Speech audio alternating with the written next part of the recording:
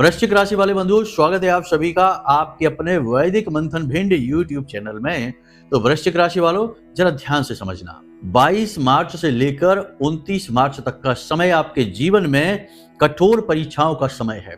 शनिदेव का गोचर होने वाला है, राहु के भाव में गोचर होगा, राहु के साथ युति बनाएंगे और राहु के साथ शनिदेव की यह युति पिशाच योग कहलाती है। इसे विनाश योग भी कहते हैं, धूर्त योग के नाम से भी जानते हैं। यानी कि इसके जितने भी नाम हैं आप खुद ही समझ रहे होंगे कि नाम से ही पता चल रहा है कि यह विनाशकारी योग है। अब ऐसे में जो लोग भी शनिदेव के द्वारा ली जाने वाली परीक्षाओं को पास कर लेंगे, उनके ऊपर तो शनिदेव की बहुत कृपा होगी।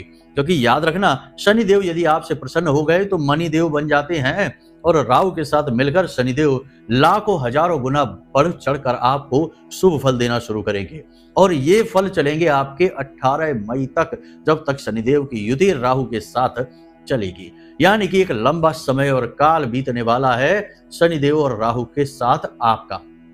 अब यहाँ पर शनिदेव की ली जाने वाली परीक्षाएं, जो कि आने वाले 5 से 7 दिनों में शनिदेव आपकी परीक्षाएं लेने वाले हैं। अगर आप इन परीक्षाओं में पास नहीं हो पाते, गलतियां कर जाते हैं, शनिदेव की नजरों में चढ़ जाते हैं, तो याद रखना कि शनिदेव की नजर बकरी है, दृष्टि बकरी है। उनकी ही पत्नी ने उन्हें यह श्राप दिया था कि शनिदेव की दृष्टि के सामने जो भी आएगा, जिस पर शनिदेव की दृष्टि पड़ेगी, उसका विनाश निश्चित है। तो शनिदेव की दृष्टि में जो भी चढ़ जाएगा उसका शनिदेव विनाश कर देंगे। राहु के साथ मिलकर आने वाला समय, यानी कि लगभग 18 मई तक का समय, उसका विनाश लीला में ही बीतेगा। जितनी बर्बादी अब तक हुई है उससे 100 गुना 1000 गुना ज्यादा बर्बादी हो सकती है। क्योंकि राहु जिसको मारे उसे फिर कोई ना तारे, और शनिदेव के साथ राहु मिलकर अपने परिणाम को कई गुना बढ़ा सकता है। आपकी वे गलतियां जिन्हें करके आप भूल भी गए हैं या अनजाने में भी आपने कर दी हैं, उन गलतियों का भी हिसाब किताब शुरू हो जाएगा। जी हाँ बंधुओं, तो यह जो समय है आने वाला 5 से 7 दिनों तक का समय, यह आपके जीवन का बहुत ही महत्वपूर्ण समय है। इस समय काल पर आपको पूरी नजर रखनी है। कुछ बेहद ही शुभ घटनाएं और कुछ अनिष्टकारी घटनाओं के संकेत एक साथ आपको मिलेंगे। आपका मन भ्रमित रहेगा, कंफ्यूजन की स्थिति रहेगी, आपके विचार दिमाग में इतने अधिक रहेंगे कि आपको समझ नहीं आएगा कि आप क्या करें क्या ना करें। आप किम कर्तव्य विमूढ़ की स्थिति में फंसे रहेंगे। आपके विचार दिमाग में इतने ज्यादा होंगे कि आप ना तो आगे ना ही पीछे जा पाएंगे। स्थितियां और भी कई प्रकार की बनेंगी, सारी की सारी आपको हम बताएंगे। शनिदेव आपकी किस प्रकार परीक्षा लेने वाले हैं ये भी आपको हम बताएंगे, और उन परीक्षाओं को आप अच्छे नंबरों से पास कैसे करेंगे। क्योंकि शनिदेव के पास यह अधिकार है कि वे आपकी परीक्षा ले सकते हैं। न्याय के अधिकारी हैं, दंड के अधिकारी हैं, कर्मों के हिसाब किताब करने वाले हैं। तो अब उनके पास यह अधिकार है, और यह अधिकार स्वयं भोलेनाथ ने, महादेव ने उन्हें दे रखा है, क्योंकि महादेव उनके गुरु हैं। तो आप समझिए कि कलयुग के राजा हैं शनिदेव, और शनिदेव के पास ये सारे अधिकार है कि वे आपकी परीक्षा ले सकते हैं। तो अब ऐसे में आपको सावधान रहना है और याद रखना कि शनिदेव का प्रभाव पूरी कुंडली पर बहुत अधिक होता है।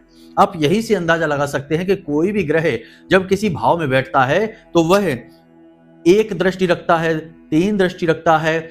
लेकिन शनिदेव एक ऐसे ग्रह हैं जो किसी भी भाव में बैठते हैं उसके एक पीछे और एक आगे के भाव पर भी पूरा कब्जा रखते हैं, 7.5 चलाते हैं। 2.5 साल तो एक ही भाव में बैठते हैं और 2.5 साल पीछे और 2.5 साल आगे अलग अलग भावों पर भी प्रभाव जमा कर रखते हैं। इतने से ही मन नहीं भरता तो 2 अन्य राशियों पर अढ़ैया भी चला देते हैं। जैसे अभी इस समय वृश्चिक राशि और धनु राशि पर अढ़ैया चल रही है। तो आप समझिए कि शनिदेव का 5 राशियों पर तो पूर्ण नियंत्रण रहता ही रहता है। उसमें भी शनि की 3 दृष्टियां हैं, जिनमें की तीसरी दृष्टि संघर्ष की होती है, 7वीं दृष्टि विनाश की होती है, रुकावटों और अड़चनों की होती है, 10वीं दृष्टि थोड़ी दयावान अवश्य होती है। तो आप यहीं से अंदाजा लगाइए कि कुंडली के 5 से 7 राशियों पर तो शनिदेव सीधे सीधे अपना पूर्ण नियंत्रण रखते ही हैं। इसीलिए शनिदेव को शायद कलयुग का राजा, कुंडली का राजा, कर्म फल दाता और ना जाने क्या क्या कहा जाता है। वैसे तो राजा ग्रहों के सूर्य ही हैं, लेकिन शनिदेव की शक्ति के सामने सूर्य भी फीके पड़ते से नजर आते हैं। बंधु, ऐसे में शनिदेव से बचकर रहना बहुत आवश्यक है। इनकी परीक्षाओं में पास होना अत्यंत आवश्यक है। यदि आपने भूल की, आपको सजा मिलेगी। शनिदेव एक पल को भी, एक तिल भर का भी आपको क्षमादान नहीं देंगे। शनिदेव के बारे में तो यह भी कहा जाता है, शास्त्रों में लिखा है कि जो भी शनिदेव के सामने जाएगा, शनिदेव उसको सजा दिए बिना छोड़ेंगे ही नहीं, क्योंकि कहीं ना कहीं कोई ना कोई गलती तो की ही होगी। और शनिदेव को तो श्राप ही प्राप्त है कि उनकी दृष्टि वक्री है। जो भी उनके सामने जाएगा उसकी जीवन लीला में अनेक कष्ट और परेशानियां अपने आप भर जाएंगे। इसीलिए शनिदेव का शुद्ध स्वरूप शिला स्वरूप होता है, मूर्ति स्वरूप नहीं। शास्त्र विरुद्ध है मूर्तियां होना शनिदेव की, लेकिन आजकल फैशन का समय है तो लोग मंदिरों में शनिदेव की बाकायदा बड़ी बड़ी मूर्तियां लगा देते हैं, लेकिन उनको पता ही नहीं कि शास्त्र क्या कहते हैं। शास्त्रों में स्पष्ट लिखा है कि शनिदेव की वक्री दृष्टि का श्राप उनकी पत्नी नीलमंदा ने उन्हें दे रखा है। तो इसका मतलब यह हुआ कि शनिदेव जिसको भी देखेंगे, उनकी नजरें जिससे भी मिलेंगी, उस इंसान के जीवन में विनाश शुरू हो जाएगा, निश्चित है, उसकी बर्बादी निश्चित है। स्वयं शनिदेव भी चाहें तो उसकी बर्बादी रोक नहीं सकते हैं, क्योंकि वे श्राप से ग्रसित हैं। इसीलिए शनिदेव का मूर्ति प्राचीन काल के मंदिरों में आप देखिए, शनिदेव की मूर्तियां नहीं होती थी, शिला स्वरूप हुआ करता था। एक शिला होती थी जिसे शनिदेव का स्वरूप मानकर पूजा जाता था, क्योंकि उस शिला में कहीं नेत्र नहीं है, आंखें नहीं है, इसीलिए यह विधान बना। लेकिन अब आज की दुनिया में तो लोग दिखावा ही पसंद करते हैं।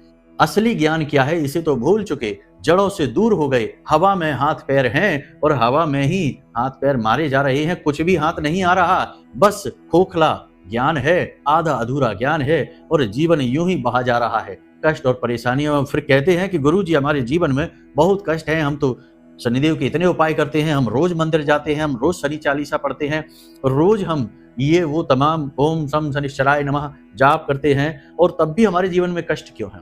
शनिदेव कोई ऐसे देवता नहीं जिनकी रोज पूजा की जाए, रोज उनके मंदिर जाया जाए।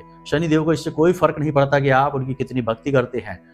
शनिदेव को फर्क पड़ता है कि आप कैसे अपना जीवन जीते हैं, आपके आचरण क्या है, आपका व्यवहार क्या है, आपकी नैतिकता क्या है, आपके मूल्य क्या है। इन सब चीजों से शनिदेव को फर्क पड़ता है। शनिदेव पूजा करने वाले देवता नहीं है, पूजनीय नहीं है। ये बात आपको सुनने में शायद अजीब लगे, अच्छी भी न लगे, क्योंकि कुछ मूर्ख लोग इस संसार में ऐसे हैं जो उल्टी सीधी बातें प्रपंच फैलाने में बहुत मजे लेते हैं।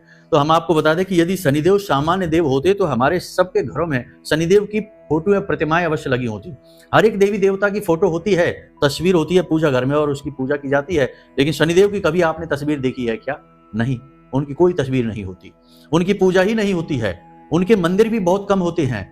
पूरे शहर में आप चले जाइए, एक आध मंदिर होगा तो होगा, लेकिन अब तो फैशन में एक शहर में 10-10 मंदिर बने हैं। हर बड़े मंदिर में शनिदेव का भी मंदिर बनवा दिया, मूर्ति लगवा दी, लोग जा रहे हैं, तेल चढ़ा रहे हैं, दीपक जला रहे हैं, घंटों बैठकर वहां ओम शम शनिश्चराय नमः का जाप कर रहे हैं।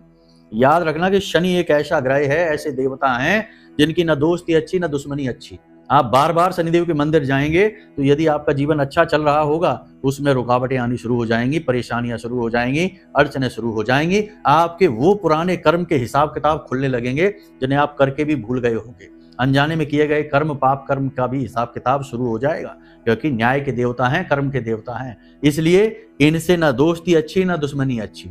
इनके पास तभी जाइए जब आप बहुत ज्यादा जरूरत में है, परेशानी में है, शनि की पीड़ा में है, तब जाइए, वरना यूं ही ना जाइए भटकते हुए। जाइए कहीं अच्छे दूसरे किसी स्थान पर जाइए। हम ये नहीं कहते कि आप शनिदेव का अनादर करिए, उनका अपमान करिए, करिए उनका पूजा पाठ, उनके नाम से एक दीपक जला दीजिए अपने ही घर में, पीपल के वृक्ष के नीचे जला दीजिए, लेकिन मूर्ति के पास न जाइए। यह शास्त्र विरुद्ध है, जीवन को परेशानियों से भर देने वाला है। बहुत सारे लोगों के साथ हमने ये देखी है, समस्या चल रही है। वो जाते हैं शनिदेव के मंदिरों में और खूब पूजा पाठ करते हैं, तब भी दुखी हैं, परेशान हैं और कहते हैं कि गुरुजी क्या करें। हमने उनको जैसे ही मंदिर में जाना रुकवाया, 10 से 15 दिनों में जीवन उनका वापस से पटरी पर आने लगा।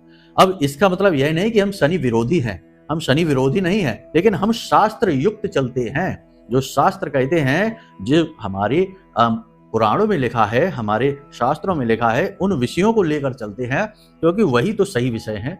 वो खोज पर आधारित हैं, अनुभवों पर आधारित हैं। अब आज के जो हम प्रपंची हैं उनकी तो बात नहीं मान लेंगे, तो ये बातें आप समझिए। तो चलिए बंधुओं, आज का कार्यक्रम शुरू करते हैं। माता रानी को याद करिए, कमेंट बॉक्स में लिख डालिए, जय मां भद्रकाली, कृपा करो। महामाई इतनी दयालु है कि आपके ऊपर निश्चित कृपा करेंगे, हमें पूर्ण विश्वास है।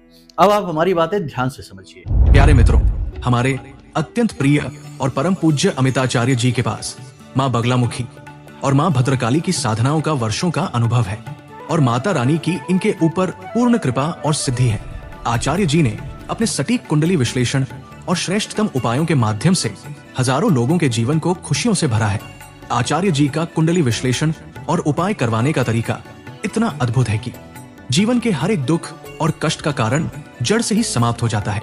फिर समस्या चाहे जैसी भी हो, कर्जा बहुत बढ़ गया हो, व्यापार चल नहीं रहा हो, बीमारियों में आप बर्बाद हो चुके हो, रिश्तों में प्रेम समाप्त हो चुका हो, या फिर नौकरी ही ना मिल रही हो, विवाह में देरी होती हो, कैसी भी समस्या हो, इन समस्याओं का कारण क्या है, कौन सी महादशा परेशान कर रही है, कौन सा दोष लगा हुआ है, सब कुछ आचार्य जी इतना सटीक बताते हैं कि वर्षों वर्ष के दुख कुछ ही दिनों में समाप्त हो जाते हैं।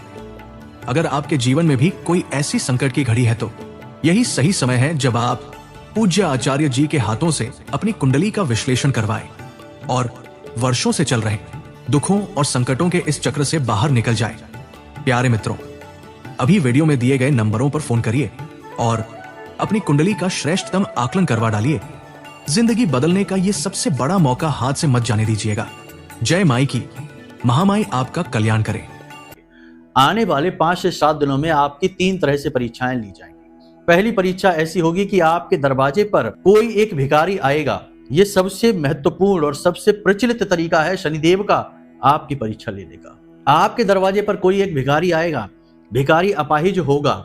याद रखना, ध्यान से समझना, अगर आपके साथ ये घटना घटती है, हमारी बात, हमारी वाणी को याद कर लेना, अपने मन में घुमा लेना कि गुरुजी ने क्या कहा था। याद रखना कि हम जो भी बातें कहते हैं अनुभवों पर कहते हैं, माता रानी के आभास पर कहते हैं, उनकी अनुभूतियों पर कहते हैं। तो जो बातें हम कह रहे हैं वो पत्थर की लकीर है। हो सकता है कि 5 बातों में से 2 बातें आपके जीवन में ना हो, लेकिन 3 बातें निश्चित होंगी। तो ध्यान से समझ लेना, अगले 5 से 7 दिनों में आपके दरवाजे पर कोई एक भिखारी आएगा। भिखारी का स्वरूप क्या होगा, ध्यान से समझना है।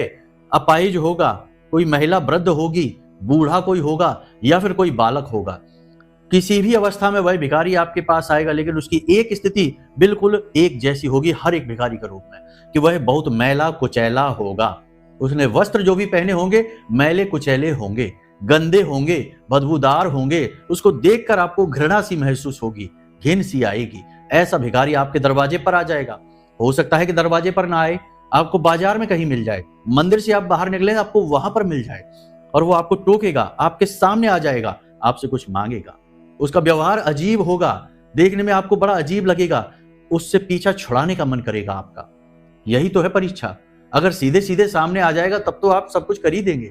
तो आपकी जो अंतरात्मा है कितनी शुद्ध है यह कैसे पता चलेगा? आपकी आत्मा पर कितने पाप कर्म बंधे हैं यह कैसे पता चलेगा? तो आप यदि दूषित मानसिकता के हैं, माया मोह में ज्यादा पड़े रहते हैं, हमारा तुम्हारा अच्छा बुरा इसके चक्कर में ज्यादा पड़े रहते हैं, तो आप उस भिखारी को देखेंगे और उसे भगा देंगे।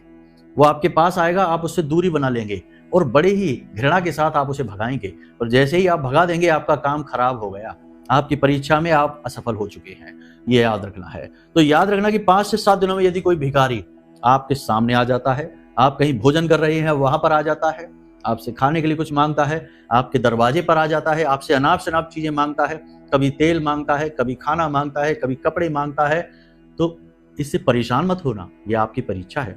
वह शनिदेव का स्वरूप है। हो सकता है कि स्वयं शनिदेव ही आए हों। अब कोई कहेगा कि शनिदेव कैसे आ जाएंगे? कुतर्कियों की कोई कमी थोड़ी है, कुछ भी कुतर्क कर सकते हैं। तो शनिदेव नहीं आएंगे, शनिदेव का अक्ष स्वरूप आ सकता है। और कौन कहां से आया है, किस रूप में है, क्या शक्ति उसके अंदर समाहित है, यह हम और आप कैसे जानेंगे? अब करने को तो सारी बातें हम आपको अच्छी तरह से समझा सकते हैं, लेकिन उस चक्कर में यह कार्यक्रम घंटों लंबा हो जाएगा। सारी बातें आपको समझ में आ जाएंगी, हम प्रमाणों के साथ आपको बता देंगे और आप कह के जाएंगे कि हाँ गुरुजी आप सही कह रहे हैं कि इस तरह भी देवी देवता आते हैं। लेकिन उस चक्कर में समय सीमा बहुत हो जाएगी, घंटों का कार्यक्रम हो जाएगा, आप ही बोर हो जाएंगे। 20-30 मिनट के कार्यक्रम में तो आप कहने लगते हैं कि जल्दी जल्दी बताइए, लंबा कार्यक्रम कैसे सहेंगे? तो हमारी बात समझिए। ऐसा कोई भिखारी यदि आता है उसे तुरंत संतुष्ट करिए, जो वो मांगे उसे दीजिए। फटे पुराने कपड़े नहीं देना है, फटे पुराने जूते नहीं देना है और बासा भोजन नहीं कराना है। ये बातें याद रखना। नोट भी यदि आपको देना है तो 10-20 न देना, उसे थोड़ा ज्यादा दे देना, 50-100 दे देना, ताकि उसके चेहरे पर मुस्कुराहट आ जाए। जैसे ही उसका चेहरा खिलेगा, मुस्कुराएगा, आपका भाग्य मुस्कुराने लगेगा, हंसेगा, जोर जोर से हंसेगा, आपका जीवन धन्य हो जाएगा। याद रखना बंधुओं, क्योंकि इसके बाद 29 मार्च के बाद शनिदेव राहु के साथ युति बना रहे हैं और जिसको राहु तारे उसे फिर कोई न मारे। ये याद रखना, ये ज्योतिष की कहावतें हैं, यूं ही नहीं बनी है। प्रामाणिकता के साथ आई है, इसलिए बनी है। तो पहला स्वरूप ये हो गया शनिदेव का। दूसरा स्वरूप आपकी परीक्षा होगी। दूसरा स्वरूप ध्यान से समझना, कोई जानवर, खास तौर से कुत्ता, गाय या फिर उल्लू, उल्लू भी आ सकता है, या फिर कोई अन्य पक्षी आपके दरवाजे पर आ सकता है, हाथी भी आपके दरवाजे पर आ सकता है।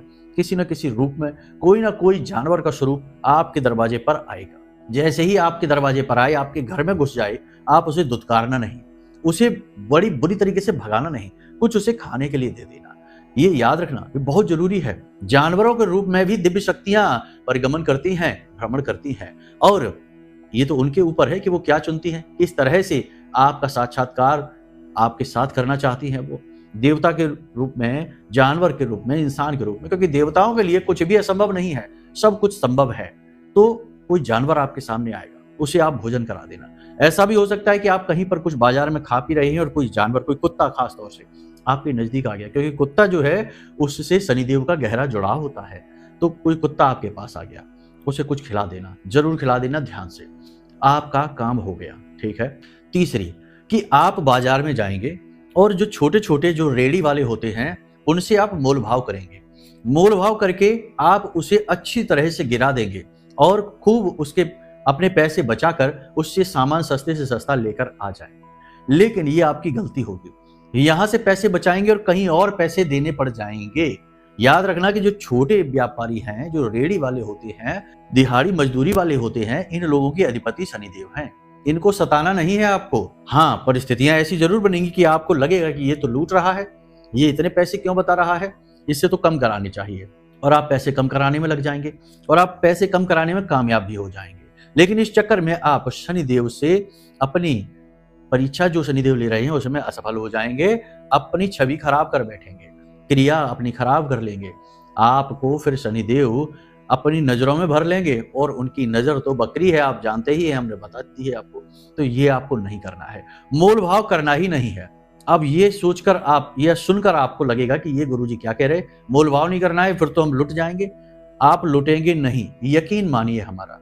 आप मोल भाव नहीं करना, आप उससे बस जाकर ये कहना कि हमको सही पैसे बताओ, जो सही पैसे बताओगे तो ही हम चीज लेंगे। मोल भाव 1 रुपए का भी नहीं करेंगे। बस ठगना नहीं है, याद रखना है, देवी देवता तुमको देख रहे हैं। आप उसे इस बात को याद दिला देना, और उसके बाद आप उससे जो भी सामान खरीदेंगे वो सही दामों पर देगा, मोल भाव फिर नहीं करना। 10-20 रुपए यदि आप बचा भी लोगे ज्यादा तो कुछ बन बिगड़ आपका नहीं जाएगा। देवता यदि देना चाहे तो आपको लाखों करोड़ों दे सकते हैं, तो 10-20 की तो जरूरत ही क्या है। समझ रहे हैं, यहाँ पर हम दैनिक क्रिया की, रोजमर्रा की चीजें आपको बता रहे हैं। यहाँ पर यही भूले हैं। लोग कहते हैं कि हमने पता नहीं कौन सी गलती की है जिसकी हमें ये सजा मिली, हमारा जीवन बर्बाद हो गया, व्यापार चौपट हो गया, घर में बर्बादी आ गई। अब उन्होंने कौन सी गलतियां की है, ये गलतियां उन्हें पता कैसे चलेंगी, उन्हें कोई बताने वाला ही नहीं है। सुबह से लेके शाम तक 50 गलतियां कर दी, 100 गलतियां कर दी, लेकिन उन्हें तो पता ही नहीं चला। उन्हें लगता है कि सब कुछ ठीक है, और फिर उसकी सजा मिलती है। शनिदेव की नजरों में चढ़ जाते हैं, और शनिदेव फिर उनका हिसाब किताब शुरू करते हैं। फिर रोते फिरते हैं कि क्या करें, अब हमारा तो बर्बादी हो गई चारों तरफ से। तो यही तो वो गलतियां हैं जो हम आपको बता रहे हैं। ये गलतियां आपको नहीं करनी है। अब छोटी छोटी सी बातें, किसी महिला का अपमान नहीं करना है, क्रोध नहीं करना है, किसी के पैसे दबाने नहीं है। जिसका आपके ऊपर पैसा निकलता है और यदि आपके पास व्यवस्था है पैसे देने की, तो उसके पैसे दे दीजिए। ये कार्य आपको करने हैं। साथ ही साथ गलत कार्य नहीं, जैसे कि जुआ नहीं खेलना, सट्टेबाजी नहीं, शेयर मार्केट में नहीं, वह भी जुआ ही है। कोई कहे कि अरे ये तो बिजनेस है, व्यापार है, वो मूर्ख है, कुछ नहीं जानता। जब बर्बाद हो जाएगा, अपनी पाई पाई लुटा बैठेगा, तब पता चलेगा कि ये जुआ है कि क्या है। बड़े लोगों ने, अमीर लोगों ने जुआ की बड़ी व्यवस्था लगा रखी है, जिसे शेयर मार्केट कहते हैं। उस चक्कर में ना पड़िए। तो जो शेयर मार्केट से काम करना वो मत करिए, बर्बाद हो जाएंगे। फिर गेमिंग ऐप तमाम सारे मोबाइल में चलते हैं कि यहाँ पर टीम बनाइए, ये करिए, वो करिए, वो भी जुआ है, उसमें भी ना करिए। सट्टेबाजी है, उससे भी दूर रहिए। ठीक है। ब्याज का धन नहीं खाइए, कमीशन खोरी का काम ना करिए, व्यभिचार न करिए, पर स्त्री गमन न करिए। ये सारे काम आपको नहीं करने हैं। मांसाहार नहीं करना है, शराब आदि नहीं पीनी है। 5 से 7 दिनों तक, 29 मार्च तक ये कार्य आपको नहीं करने हैं। हो सके तो प्रतिदिन 29 मार्च तक आपको मंदिर जाना है। चाहे भोलेनाथ के मंदिर जाइए तो उन्हें जल चढ़ाइए, चाहे हनुमान जी के मंदिर जाइए तो उन्हें एक पान का बीड़ा चढ़ाइए। पान के पत्ते घर पर लाकर रख लीजिए, उसमें थोड़ा सा गुड़, थोड़ा सा कत्था, थोड़ा सा चूना और 1 लौंग और 1 इलायची लगाकर और हनुमान जी को समर्पित कर दीजिए। बड़ा ही सुंदर पान का बीड़ा है, थोड़ी सी उसमें मिश्री अवश्य डाल देना, हम बताना भूल गए, तो मिश्री लगा लेना और हनुमान जी के चरणों में अर्पित कर देना। बहुत ही शुभ क्रिया है। हनुमान जी को पान का बीड़ा बहुत अधिक प्रिय है और जो हनुमान जी को खुश करता है शनिदेव उससे खुश रहते हैं, उसको सजा नहीं देते हैं। तो ये क्रियाएं आपको प्रतिदिन करनी है, प्रतिदिन मंदिर जाइए और इन क्रियाओं को करते रहिए। ठीक है, यहाँ तक सारी बातें आपने समझ ली। अब एक दो छोटे छोटे कार्य और हैं जिन्हें और आप कर लीजिए, आपका बेड़ा पार हो जाएगा, उद्धार हो जाएगा। कौन सी क्रियाएं हैं, ध्यान से समझिए। सबसे पहली क्रिया यह है कि आज जब आप इस कार्यक्रम को देख रहे हैं तो आज से नहीं तो कल से अपने घर की पश्चिमी दिशा में, जैसे आपका पूजा घर है उसकी जो पश्चिमी दीवार है वहां पर एक सरसों के तेल का दीपक जलाइए और दीपक ऐसा जलाइए कि कम से कम 1 आध घंटे वह दीपक जलता रहे। और वह दीपक आपको जलाना है 9 बजे के आसपास रात्रि में, दिन में नहीं जलाना है, रात्रि में जलाना है शनिदेव के नाम से। बस कोई पूजा पाठ नहीं, कोई अनुष्ठान नहीं, शनिदेव के मंदिर जाना नहीं।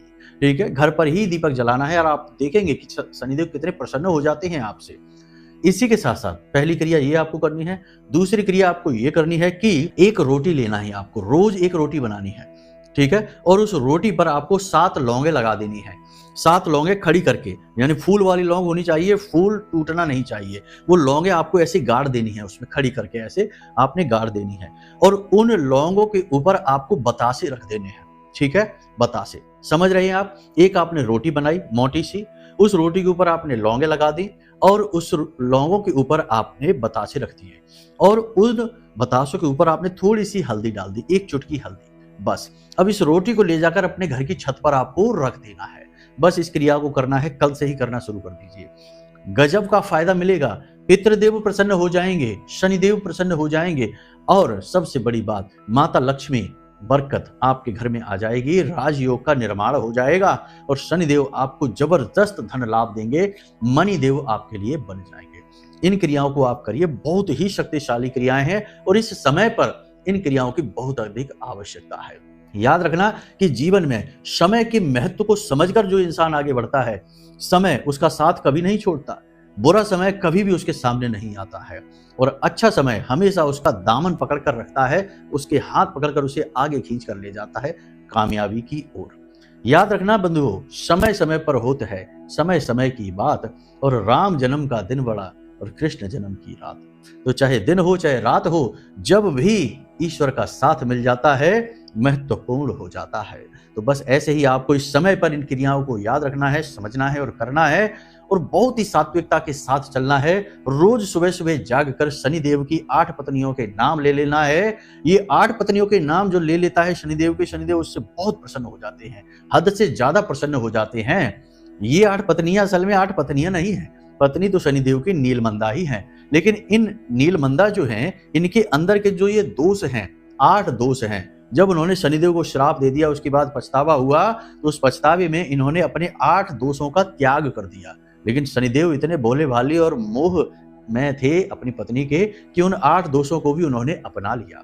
तो ये 8 जो नाम हैं शनिदेव की पत्नियों के नाम कहे जाते हैं, इनके नाम जो लेता है शनिदेव उससे बहुत अधिक प्रसन्न होते हैं। तो ये क्या है नाम, आपको वीडियो की स्क्रीन पर दिखाई दे रहे हैं, ध्यान से समझिए, हम बोलकर भी बता देते हैं। ध्वजनी, धामनी, कंकाली, कलह प्रिया, कंटकी, तुरंगी, महिषी और अजा, ये शनिदेव की 8 पत्नियां हैं। इनके नाम रोज सुबह जागे जैसे ही वैसे ही बिस्तर पर बैठकर कराग्रे करें।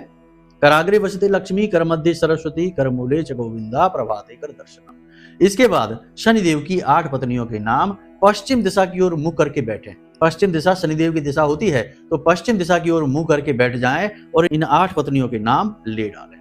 ठीक है, और देखें कि आप कैसे चमत्कार आपके जीवन में होने शुरू हो जाते हैं। शनिदेव कि आप लाडले हो जाएंगे, शनिदेव आपसे प्रेम करने लग जाएंगे, आपको भुला नहीं पाएंगे, इतना प्रेम करेंगे आपको। और आप देखेंगे कि जैसे ही शनिदेव का राहु के साथ मिलन होगा, विस्फोट हो जाएगा आपके जीवन में कामयाबी का, तरक्की का, बरकत का। आप करके देखिए इन प्रयोगों को, फिर हमें बताना कि इनके क्या लाभ मिले आपको। तो चलिए बंधुओं, आज के इस कार्यक्रम को यहीं विराम देते हैं। यदि कोई मन में प्रश्न उठे तो वीडियो में नंबर दे रखा है, इन नंबरों पर फोन करिए, सारी जानकारी हासिल कर लीजिए। कुंडली विश्लेषण की जानकारी, नवरात्रि की विशेष पूजा पाठ अनुष्ठान की जानकारी, जैसी भी जानकारी चाहिए हासिल कर लीजिए। तो चलिए बंधु, हमेशा हंसते रहिए, मुस्कुराते रहिए, सकारात्मक रहिए और महामाई पर अपनी आस्था और विश्वास बनाकर रखिए। प्रेम से बोलिए जय माई की। महामाई आपका कल्याण करेगी। धन्यवाद। हमारे प्रिय और परम पूज्य आचार्य जी ने अपनी साधनाओं के अनुभवों पर आधारित शक्तिशाली उपाय और क्रियाओं के माध्यम से हजारों लोगों के जीवन को पूरी तरह से बदला है। आचार्य जी के द्वारा बताया गया हर एक उपाय इतना सटीक और कारगर होता है कि जो भी इसे पूरे भाव के साथ कर लेता है उसे साक्षात महामाई की कृपा और आशीर्वाद प्राप्त हो जाती है। इसलिए निसंकोच इन उपायों को पूरे भाव के साथ करिए, आपका कल्याण होगा। जय माई की।